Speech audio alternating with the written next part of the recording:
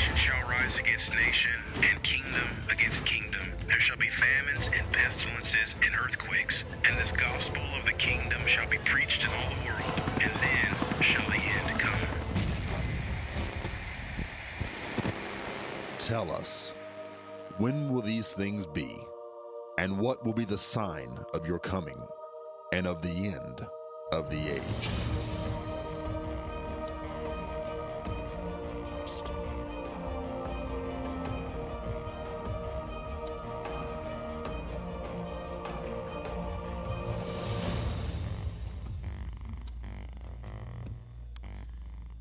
Good afternoon, everyone. I'm Dave Robbins. I'm sitting in for Irvin Baxter today, and I want to thank you for joining me on Thursday's edition of End of the Age.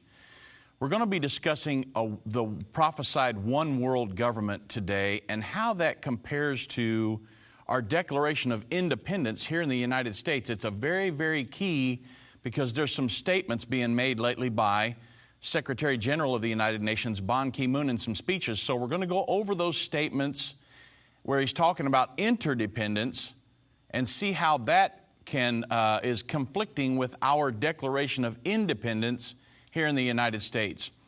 So let's first go over the one world government. The entire chapter of Revelation 13 is devoted to end time issues. Verses 1 through 8 describe the one world government system, its leader, which will be the Antichrist, and the mastermind behind it all, which is Satan. As most of you that listen to this program already understand, this world government has been established for a long time and over the next few years will only gain in power.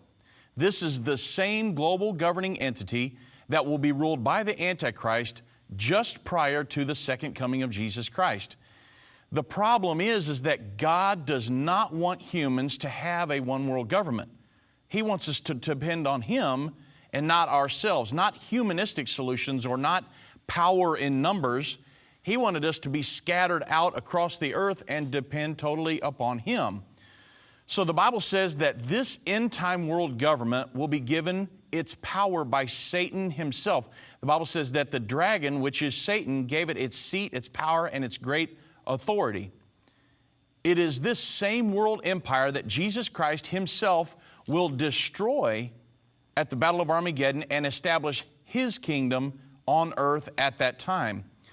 So let's consider the first attempt at a world government and a world religion and what God did to that effort, and it gives you an idea of how God feels about a world governing body or a humanistic solutions to everything. It's the Tower of Babel. In Genesis 11, we see where God first established different nations as a judgment against an attempt to start the first world government. After the flood, God instructed Noah and his sons to be fruitful, multiply, and replenish the earth. But many of the descendants of Noah and his sons rejected God's command to spread out over the earth. Instead, they stayed grouped together in one place and devised a plan to build a very high tower, the Tower of Babel. Remember, this was right after the flood, so they figured, well, hey, if there's another flood, we'll just get up in this tower. And they wanted to make a great name for themselves. They wanted to be powerful. They wanted to be dependent upon themselves and not God. They were united, but they were united in opposition to God. Therefore, the Lord scattered the world's population and created diverse languages in an effort to subvert man's efforts to unite in a global kingdom under a false universal government or religion. Well, God caused men to do that, what He originally wanted, to fill the earth, to scatter, and to cover the planet. That's what He commanded them to do. They didn't do it, so He judged them. Therefore, nation states were a deliberate creation intended to restrain Satan's effort to create his one world kingdom on earth. The current deliberate deterioration of nation-state sovereignty is not very much different from what happened in the days of the Tower of Babel. So, nation-states are ordained by God, not globalization or interdependency. It's very, very critical that you understand that. So let's discuss the ongoing fulfillment of the prophesied end-time one-world government. On October 24th last year, Secretary General Ban Ki-moon gave a speech on UN Day in which he stated, national flags are a mark of pride and patriotism in every country around the world. But there is only one flag that belongs to all of us, the blue flag of the United Nations, which was a banner of hope for me growing up in the wartime Korea. The timeless values of the UN Charter must remain our guide.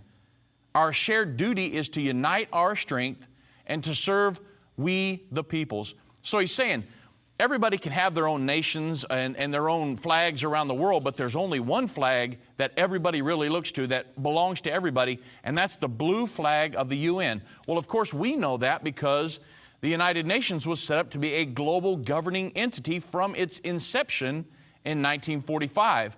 So Ban Ki-moon is talking about the global governing body here and saying, hey, everybody looks to the blue flag of the United Nations, this one world governing body. Well, I can tell you that I absolutely do not. And I know that many of you don't as well.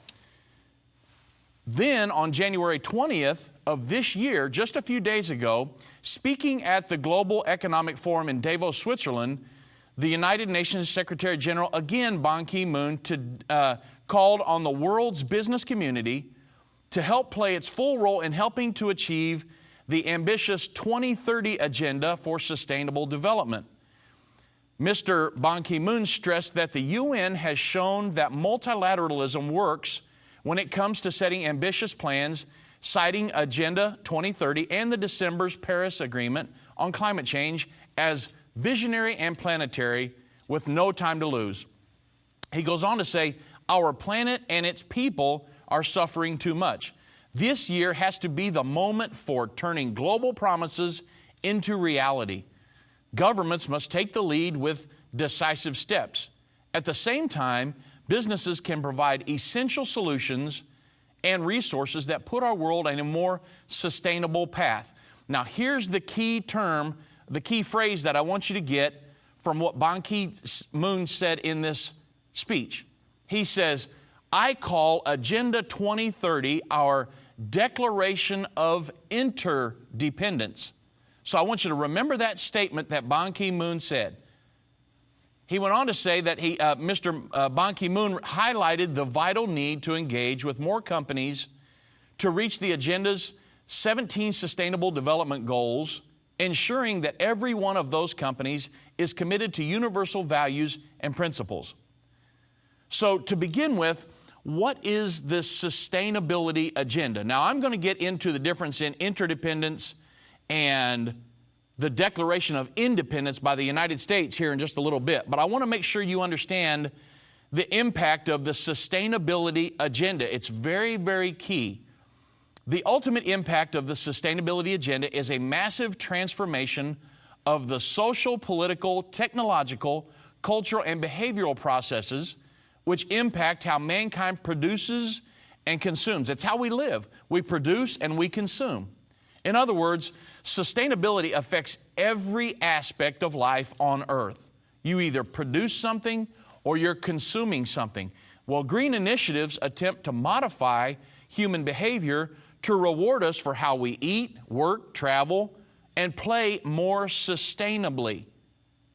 Sustainable development is a catchphrase used by activists and government agencies involved in the implementation of Agenda 21. Many of you will recognize that, which according to the UN's own website is a comprehensive plan of action to be taken globally, nationally, and locally by organizations of the United Nations system, government, and major groups in every area in which humans impact the environment. So the ultimate goal of Agenda 21 is the control by the United Nations and a future one world government of all human settlements. Absolute control, determining where one can live and what their land should be used for. The United Nations wants to dictate what you can do with your land, how much you produce and how much you consume.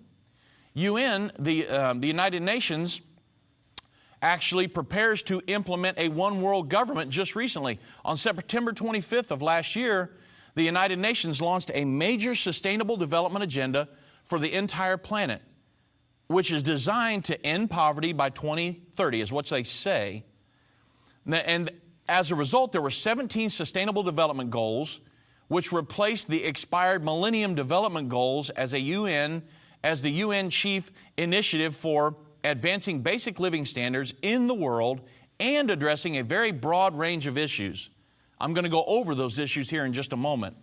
Sustainable development is the perfect cover for expanding the scope of global governance, because almost all human activity affects the environment in some way. Well, globalists, or those that believe in a world government, will have an excuse to micromanage every aspect of human activity for the good of the planet, as they say. The United Nations' own website states that with this 2030 agenda, it's titled Transforming Our World, the 2030 Agenda for Sustainable Development. It goes on to state that we are determined to take the bold and transformative steps which are urgently needed to shift the world onto a sustainable and resilient path. They're willing to take the bold steps, and those will affect you and I. If you're driving your car, riding, sitting waiting on your kids at school, whatever you're doing, it's going to affect you. No one is exempt from this. The new agenda is guided by the purposes and principles of the Charter of the United Nations, including full respect for international law. Well, of course, the United Nations was designed from its inception to be a communistic, one-world governing body. And these follow right along with the original charter penned in 1945 by a convicted communist spy, Alger Hiss. Now, remember the statement that Ban Ki-moon made earlier. I call Agenda 2030 our declaration of interdependence. And remember what God did to interdependence in the Bible at the Tower of Babel. He destroyed it. He dispersed it. He doesn't like interdependence. He wants everybody to depend on Him and not ourselves. A recent article in the New American summed up the 2030 agenda this way.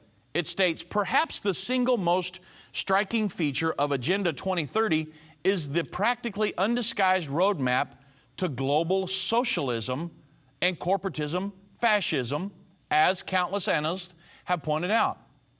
To begin with, consider the agenda's goal number 10, which calls the UN, national governments, and every person on earth to reduce inequality within and among countries. To do that, the agreement continues, will only be possible if wealth is shared and income inequality is addressed.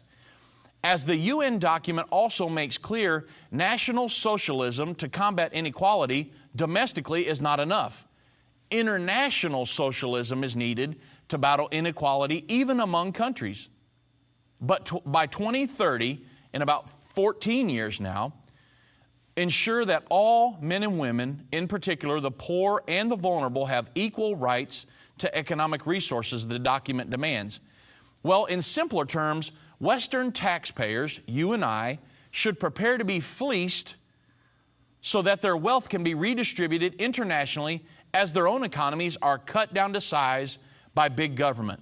Of course, as has been the case for generations, most of the wealth extracted from the productive sector will be redistributed to the UN and third world regimes, not the victims of those regimes, impoverished largely through domestic socialist totalitarian policies imposed by the same corrupt regimes to be propped up with more Western aid under Agenda 2030. So it's just this huge downward spiral, redistributing the wealth amongst third world nations and different things. Wealth redistribution alone, however, will not be enough. Governments must also seize control of the means of production, either directly or through fascist-style mandates. We commit to making fundamental changes in the way that our societies produce and consume goods and services.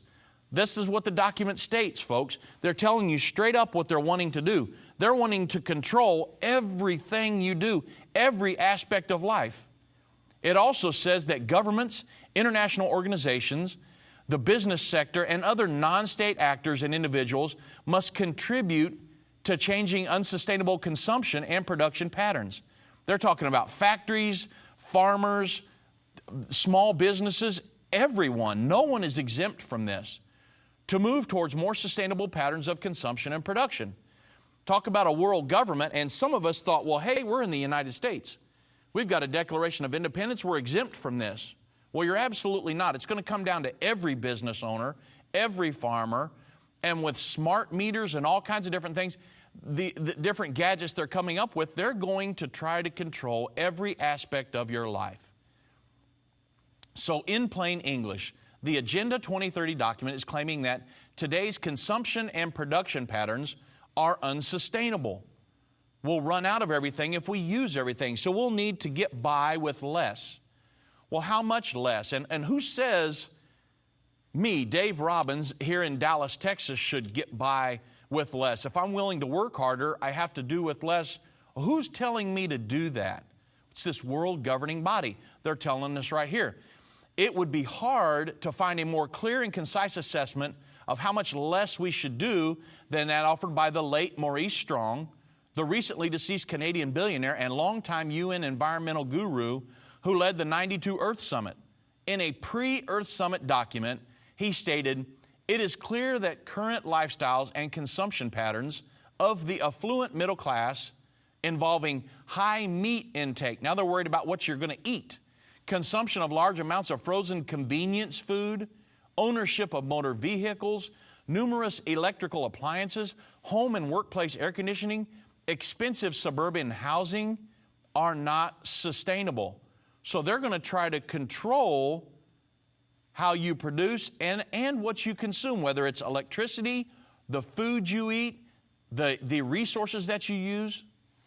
They're going to try to control that. It's a world governing body being established. It's been established for a long time. And the Bible specifically says that just prior to the second coming of Jesus Christ, there will be a world governing body established. We're watching it happen right now, folks. Many people say, well, how can you prove we're in the end time?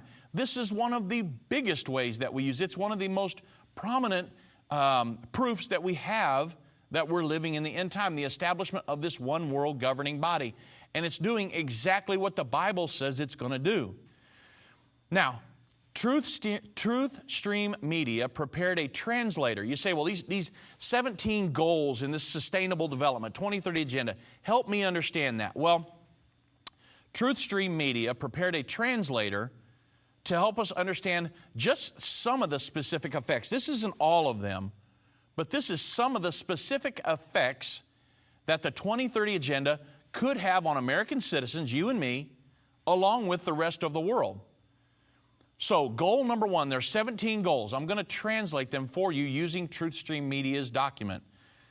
Goal number one, it states to end poverty in all its forms everywhere. You say, well, translate that for me. Sure.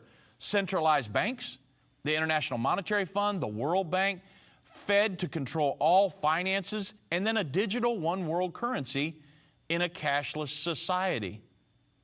Goal number two is to end hunger, achieve food security, and improve nutrition, and promote sustainable agriculture. Translation, GMOs, or genetically modified organisms. You say, well, what are you talking about? These are the 17 Sustainable Development Goals that President Obama signed the United States on to adhere to. Now think about that. We signed a Declaration of Independence. President Obama basically just ripped that up and said, no, we're going to comply with these international laws and be interdependent. So the reason I'm going through these 17 steps is because they're going to apply to you and I as I sit here. Over the next 15 years, they're going to try to implement all this stuff, and it's going to come down on us. And it's the fulfillment of prophecy.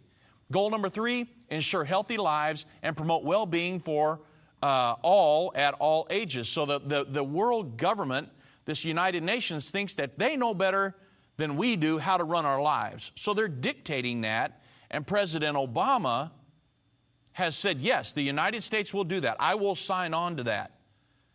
So you think this next presidential election isn't very critical?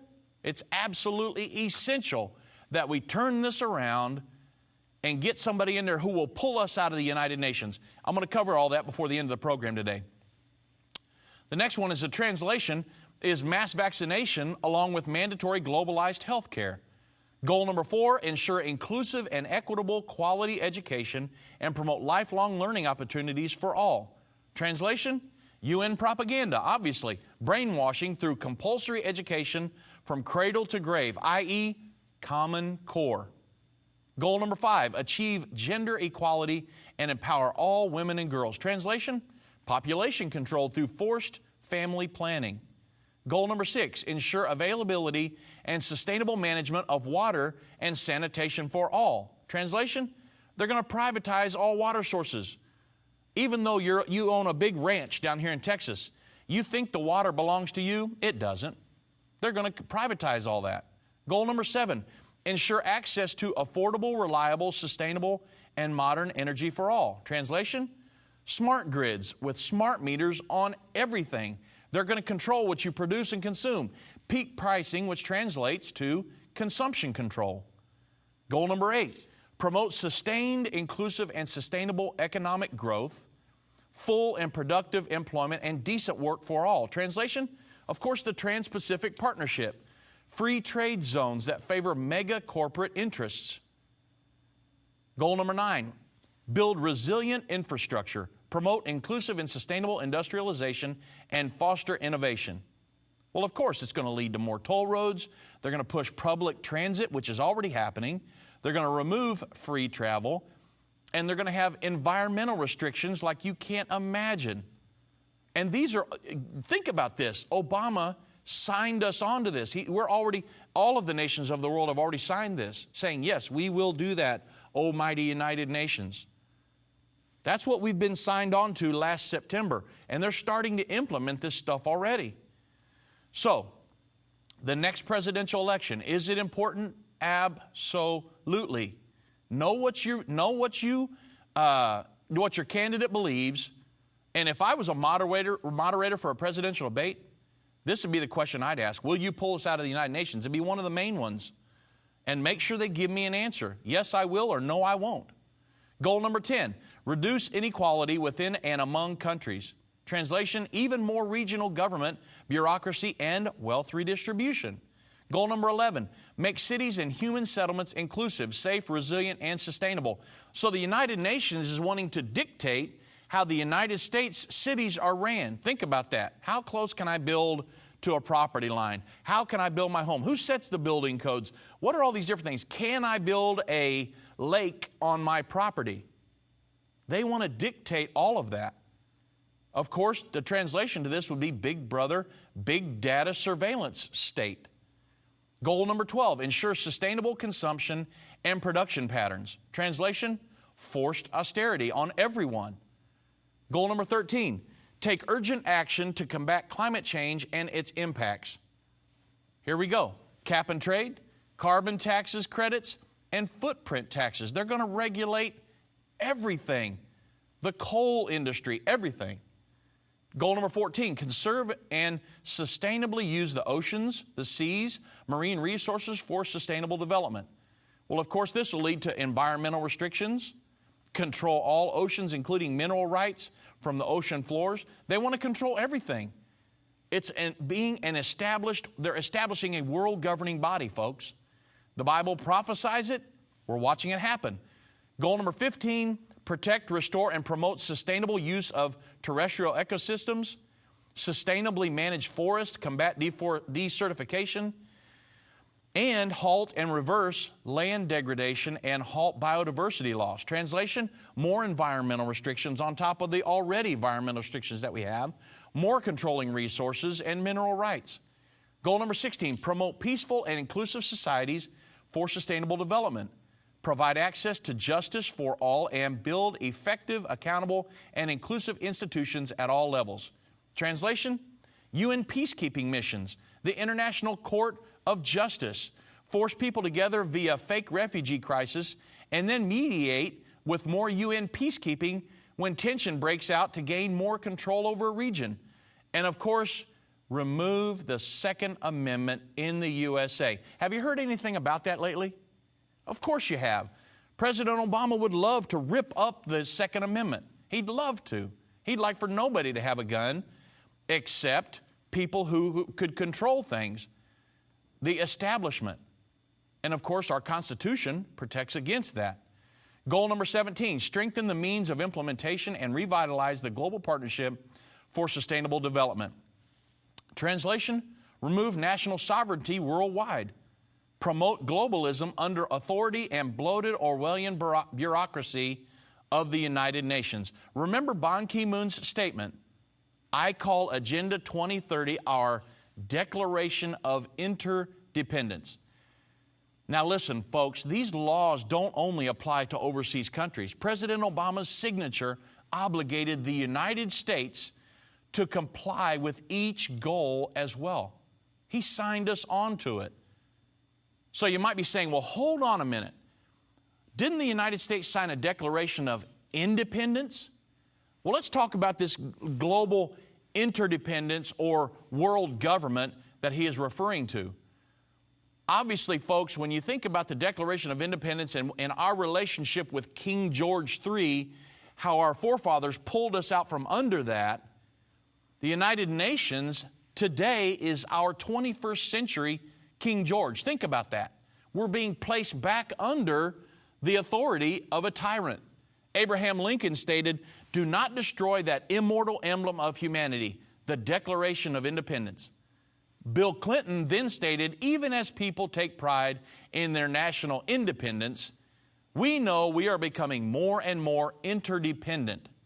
Of course, Bill Clinton, who is an internationalist or a believer in a one world government, is referring to global government. So, in the next segment, we're going to cover the Declaration of Independence.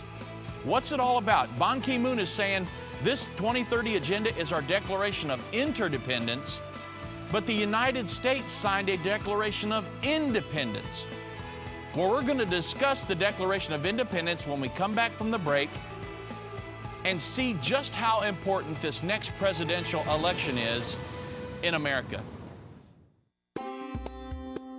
This trip was a special experience for me. My study of the Bible has been enhanced after seeing Israel. The guides and planners for this trip did an excellent job of taking care of us. The hotels and furnished meals were top-notch. This is a trip of a lifetime. Sign up and go. Bert from Arizona. Come with us as we walk in the footsteps of Jesus and learn about the end-time story on our Israel Holy Roman Empire tour. The Bible prophesies that the Antichrist and false prophet will come out of the Holy Roman Empire. We will be touring the capital of the European Union in Brussels, Belgium, where the rebirthed Holy Roman Empire was fulfilled. We will also visit the Charlemagne Cathedral in Aachen, Germany, who was the first emperor of the Holy Roman Empire. We will be touring the Hall of the Caesars in Frankfurt, Germany, and much more. When we get to Israel, we will see the Mount of Olives, the Garden Tomb, the Temple Institute, Bethlehem, the Western Wall, the Sea of Galilee, the Mount of the Beatitudes, and more. Irvin and Judy hope you will come with them and experience the Israel Holy Roman Empire tour to share one of their favorite places on earth with you. Call 1-800-ENDTIME or go to endtime.com for more information. If your radio station only carries the first 30 minutes of End of the Age, go to endtime.com to continue to listen to today's broadcast.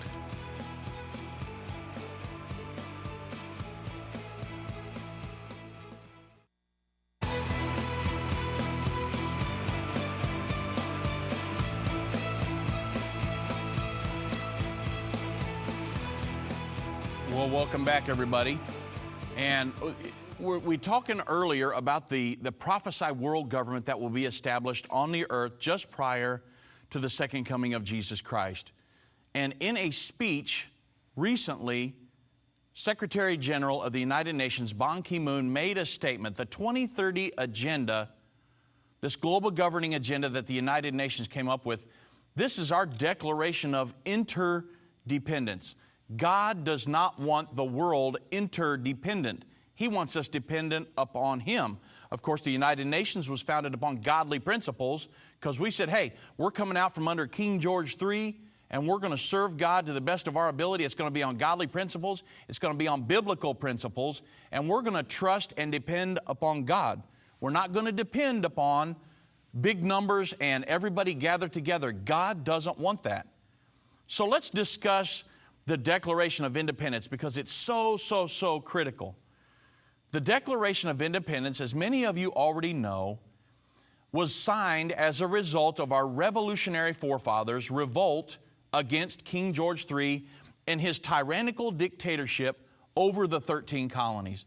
In order for these men to realize their God-given right to freedom as an independent union, several thousand men had to die in the Revolutionary War between 1775 and 1783. Since then, over 1 million men and women have died in American wars defending this cherished document that has set our nation apart from all others on the face of the planet. For over 200 years, our independence as a nation has been the very foundation of our Republican form of government. So I fear that the citizens of the United States, after a short 240 years, have been so lulled to sleep that we cannot see the erosion of this document right before our very eyes. The very freedoms the Declaration of Independence stands for are being stripped away under the guise of global interdependence. Exactly what Ban Ki-moon is talking about in his speech. So my question is, what would our forefathers do in response to this 2030 agenda that they're talking about, which basically yields our independence over to the United Nations? We won't even, if this thing continues, if we elect somebody who is all for a world government, for the United Nations, for complying with all of this, and over the next 4 to 8 years, we allow this to continue, we won't even recognize the United States. And especially this is supposed to be, the goal is to have all this stuff implemented by 2030, just a short 14 years from now. We won't even recognize where we live. Our towns will be run different. Everything's going to be run different. So is this presidential election critical? Absolutely. We've got to get somebody in there who would take us out of all of this. And I'm going to talk about that before the program's over with, if I have time, what the United States' role in the end times. So, the Declaration of Independence, let's talk about that. And I want to read you an excerpt from that, because I think, we learned about it in high school, and then some of us, I'm giving my age away, but I've been graduated for almost 30 years now. And we learned about Declaration of Independence, but some of us haven't even read it since then. So I want to read a few excerpts, because our country is founded upon this stuff, and we need to know what we're doing here. What did our forefathers, they were willing to bleed and die and give everything they had, and our ancestors bled and died for this document. Think about it. So I want to read a few excerpts from the Declaration of Independence and think about today, how would our forefathers act if somebody tried to put us back under the guise of a King George or the United Nations. It states, when in the course of human events it becomes necessary for one people to dissolve the political bands which have connected them with another, and to assume among the powers of the earth the separate and equal station to which the laws of nature and of nature's God entitle them, a decent respect to the opinions of mankind requires that they should declare the causes which impel them to separation. Remember, Ban Ki-moon is talking about interdependency. This is the United States Declaration of Independence. We hold these truths to be self-evident, that all men are created equal, that they are endowed by their Creator with certain unalienable rights, that among these are life, liberty, and the pursuit of happiness, that to secure these rights, governments are instituted among men, deriving their just powers from the consent of the governed. That's you and I. That whenever any form of government becomes destructive of these ends, it is the right of the people to alter or to abolish it, and to institute a new government laying its foundation on such principles and organizing its powers in such form as to them shall seem most likely to affect their safety and happiness. Prudence, indeed, will dictate that governments long established should not be changed for light and transient causes, and accordingly all experience hath shown that mankind are more disposed to suffer evils are sufferable than to right themselves by abolishing the forms which they are accustomed.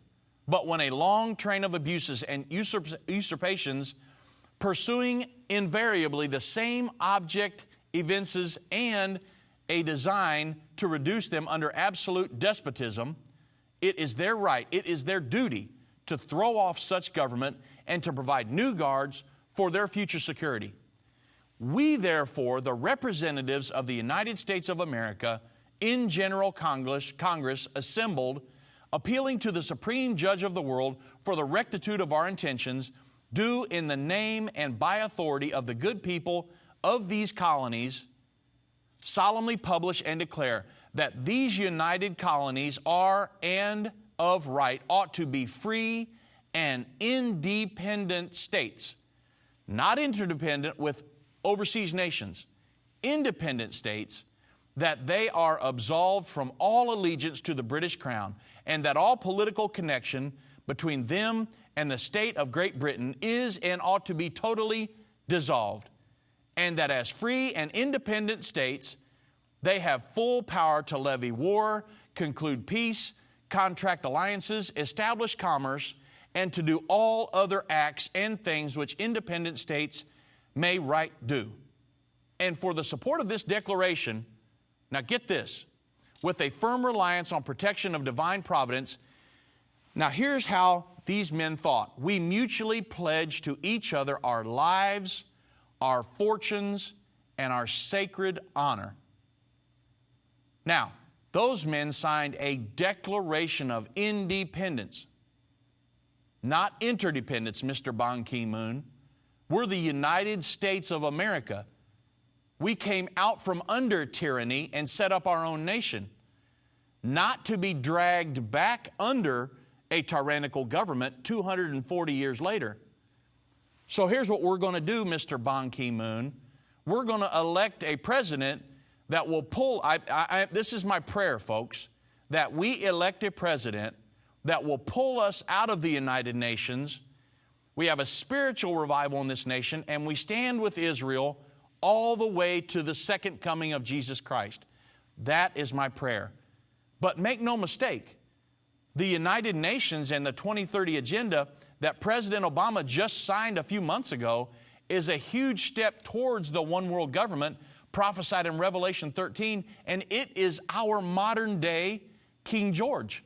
Think about it. The United Nations is a global government.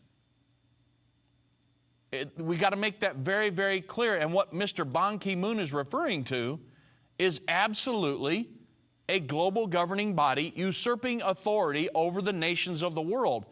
And the President of the United States just signed on and said, yes, we will comply.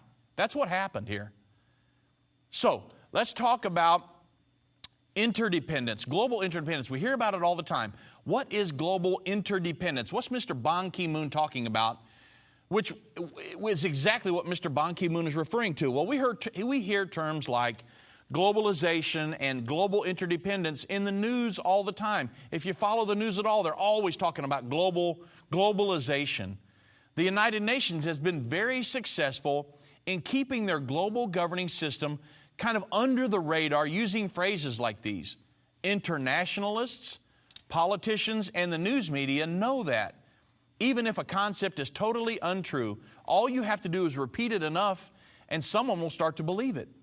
The true definition for globalization is the process of converting the world from consisting of many sovereign nations, such as the United States, into a single global government, which God despises. God doesn't want that. That's Satan's plan for ruling the earth, not God's plan. So think of it like this. If globalization were to succeed, this would put the United States under the rule of a single global authority, and our rights as a sovereign nation would cease to exist. We are sold a bill of goods by smooth-talking politicians that we all need to work together to form a perfect global village. They say we are now all interdependent, Mr. Ban Ki-moon, living on the same earth and breathing the same air. But do we fully understand where these proposals will ultimately lead? Well, under global interdependence, the United States citizens would suddenly be subject to international laws, and it's already happening, concerning education, taxes, banking, religion, climate change, wealth redistribution, and the list goes on and on. And of course, all of this would be enforced by a world military, which is where we're headed. Simply put, the Constitution, the Bill of Rights, and the Declaration of Independence wouldn't be worth the parchment that they were written on. Of course, Strobe Talbott, President Clinton's Deputy Secretary of State, stated, in the next century, the 21st century, nationhood as we know it will be obsolete. All states will recognize a single global authority. Well, my question to you, one of my questions to you today is, what does the Bible say? Where does the United States stand in all of this? Well, the Bible speaks of a world government. We know that. And that it will be on the earth just prior to the second coming of Jesus Christ, and that this government will ultimately be ruled by the Antichrist. Daniel 7:23 states that the fourth beast shall be the fourth kingdom upon the earth, which shall be diverse from all kingdoms, and shall devour the whole earth, and shall tread it down, break it in pieces. The prophecy also says in verse 22 of the same chapter that this government will reign until the second coming. Then Revelation 13:3-7 says it this way, and all the world wondered after the beast, and power was given him over all kindreds, tongues, and nations. So we know three things from this. There will be a world government. This world government will rule the earth until the second coming of Jesus Christ, and the Antichrist, which will be many times worse than Hitler ever dreamed of being, or Stalin, or Mao Zedong, he is going to be the ruler over this one world governing body. So, what have we learned up to this point? President Ban Ki-moon has made several statements, but one of the main ones he says is this 2030 agenda for sustainable development is our declaration of interdependence. God hates that. He's forming a world government. God hates that. But the United States signed a declaration of independence. So, how is the United States going to play into this before it's all over with? Well, in the next segment, when we come back from the break, I'll discuss the United States and our role in the end times, because we're hoping for a spiritual revival and that we will pull out of the United Nations before it's over. Study prophecy wherever you go with End Times audio downloads. Listen to 1-hour lessons like Will Islam Rule the World or Seeds of Armageddon for just $4.99. Let your imagination and your understanding of prophecy dive into the end-time novels like China War in the Third Temple and Dark Intentions written by Irvin Baxter. Maybe you feel bombarded by what's going on in the news and you want to just hear some good old-fashioned preaching. We have tons of sermons taught by Irvin that are rich in truth. You can go through our entire Understanding the End Time series while driving to work, cooking dinner, or wherever your busy day takes you. Let our audio library accompany you by going to endtime.com/store and click the audio downloads.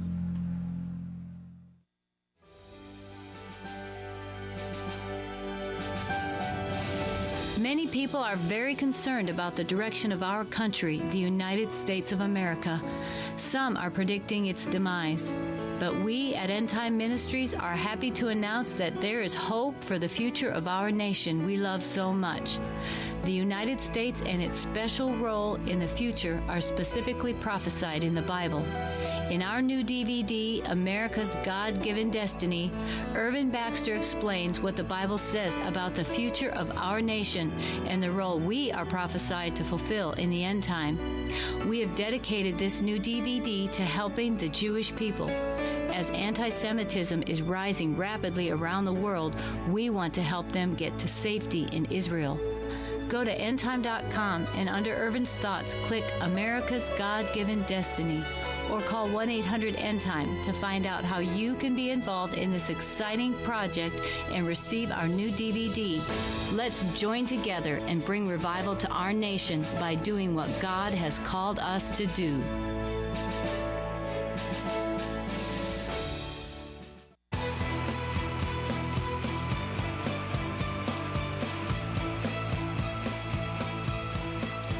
So, we're discussing the one world government that will be established, prophesied in the Bible. It's going to be established just prior to the second coming of Jesus Christ.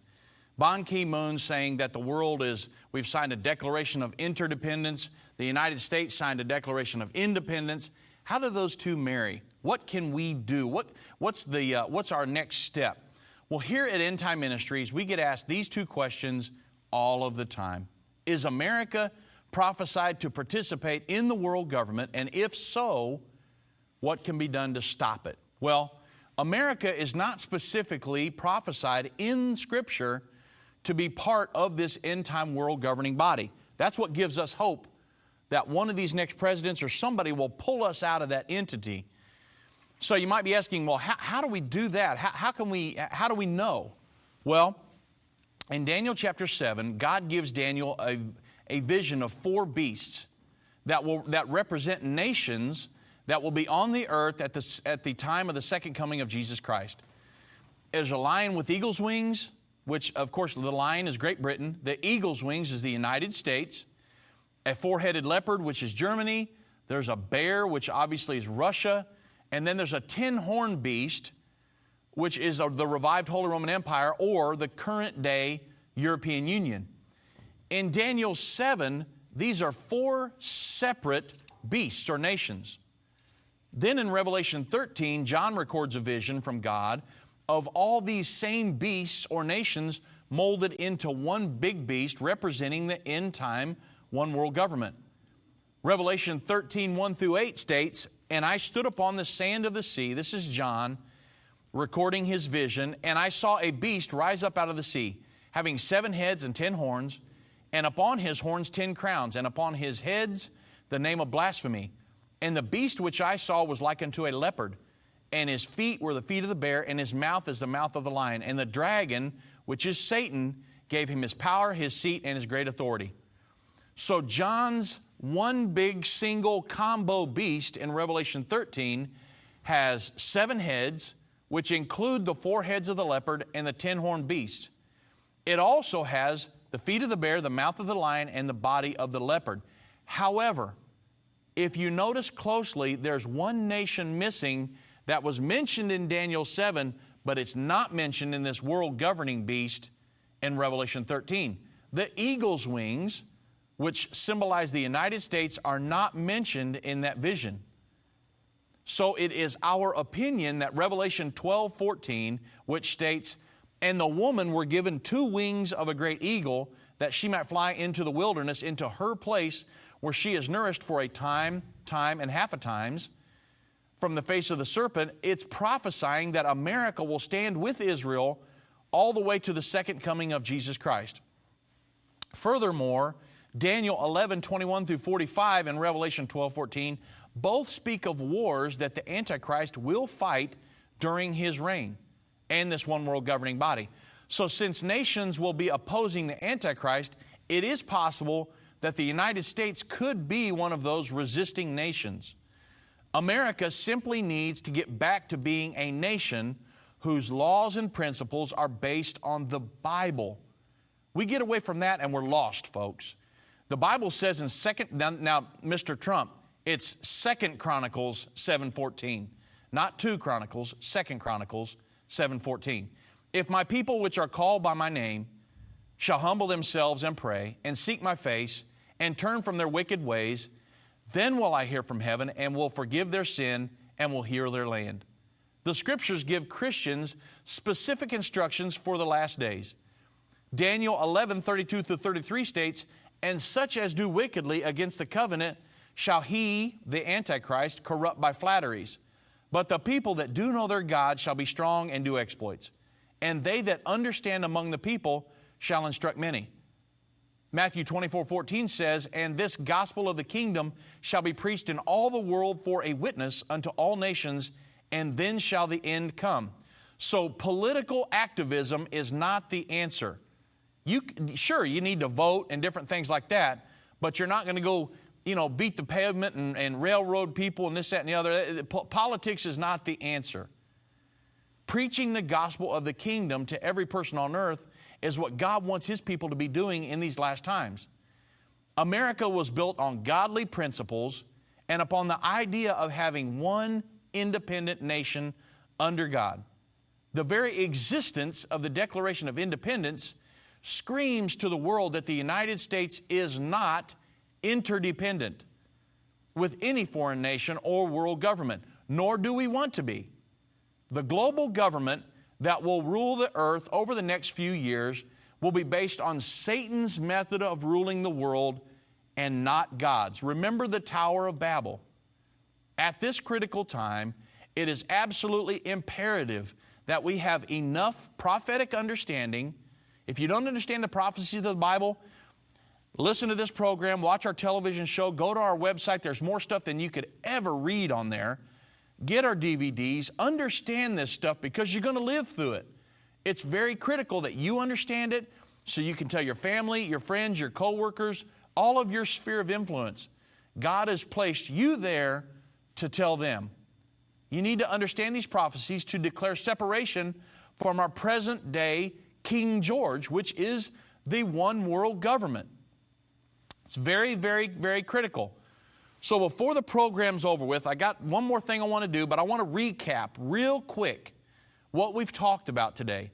There is going to be a world government established just prior to the second coming of Jesus Christ. It's very, very, very critical that you understand that prophecy because the United Nations was established in 1945. The Charter for the United Nations was written in 1945 by a convicted communist spy, Alger Hiss. So the United Nations was established from the beginning to be a communistic, socialistic, one world governing entity. Now, 70 plus years later, here we are, and they have their tentacles all throughout the world in every nation. They have their tentacles here in the United States already. Agenda 21 is one of the big ones. Now the climate change that President Obama signed us on to, these climate change stipulations. And of course the Agenda 2030, which is what we've talked about already, transforming the world. And he signed us on to comply with international laws and different things. This Agenda 2030, transforming the world, giving the United Nations more power to govern the United States along with all the other nations on earth. It's the world governing body that the Bible prophesies in Revelation 13 will be established just prior to the second coming of Jesus Christ. So we know that that's coming.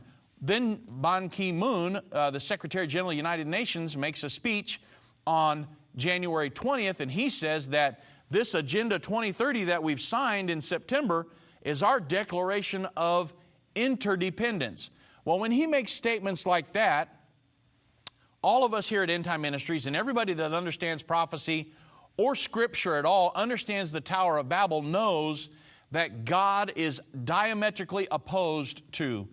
He abhors, He hates world government. Now, He's coming back to establish His world government here on earth, but it's going to be based on godly principles, and He's going to be the leader of it. Anything that's in opposition to that or is opposed to that is satanic.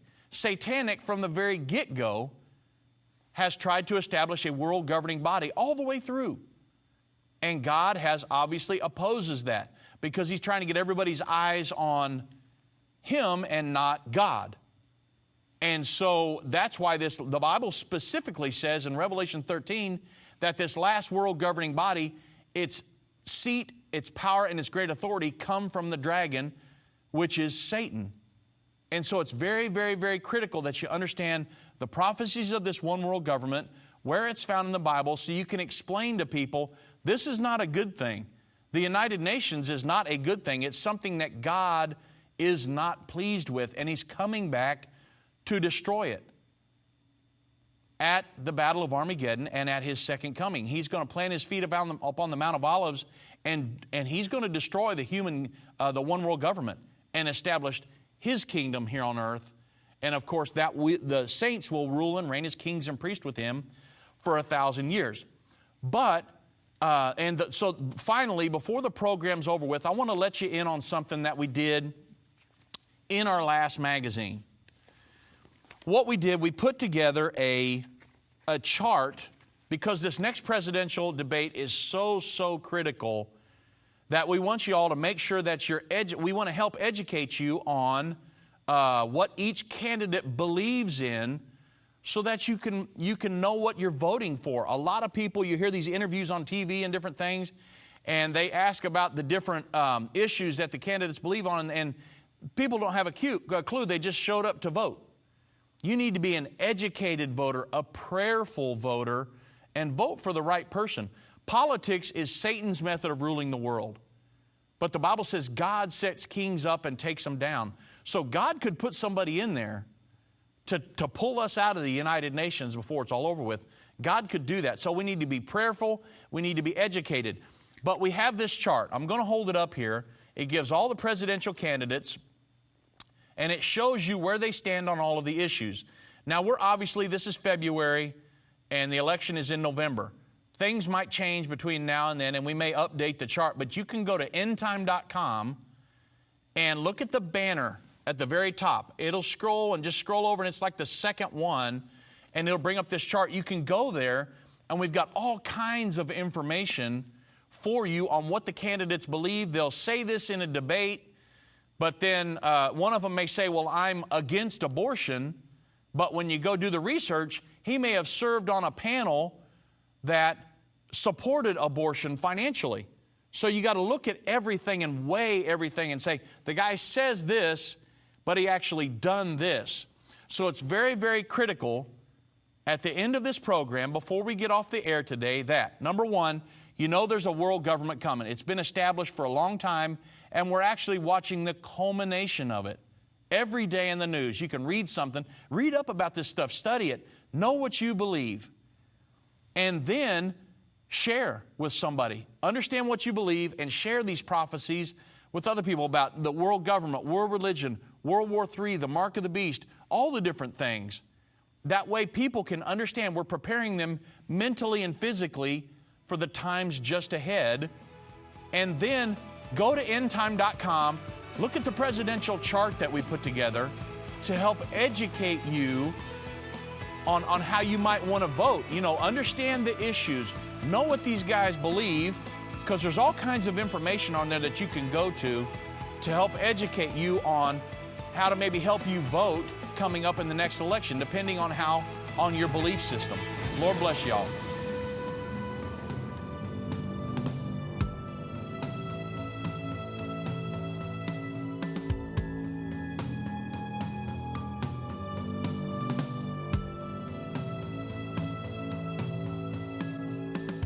End of the Age is a production of Endtime Ministries. This broadcast will be available on our website, endtime.com, in the archives section. On our website, you'll also find more information about how current events are fulfilling Bible prophecy. To reach our operators, call 1-800-ENDTIME. That's 1-800-363-8463. Endtime Ministries is partner supported.